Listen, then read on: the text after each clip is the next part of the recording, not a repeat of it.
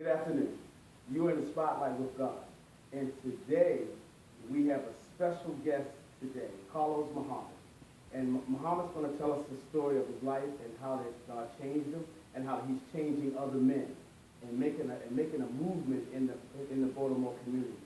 And Carlos, I want to invite you to the show in the spotlight with God. It was good to have you. Thank you. And we want to we want to pick your brain a little bit. Yes, we want to ask you. I mean, I know you told me you started.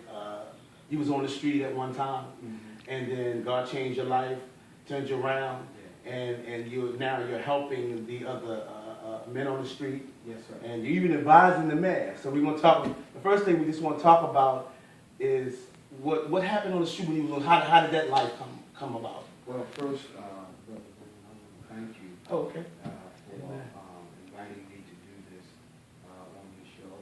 And always a blessing to have brotherhood.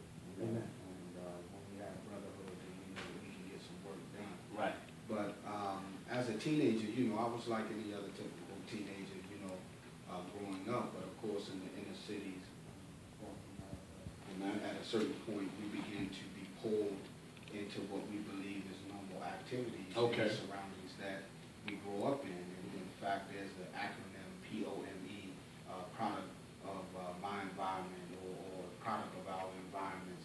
And so we become products of the environment that shapes us. Okay. And so while I was blessed to have a good, valued household with my grandparents raising with me, I wasn't exempt from the environments and the poverty and the condition that we find our people in during that time. So she taught you up in the way, they brought you up in the way you should go. Sure. Amen. Yeah, but I needed some training though. The training came later, so I had to get an education. Okay. And the education wasn't necessarily in the school. Okay. The education was in the street. Okay.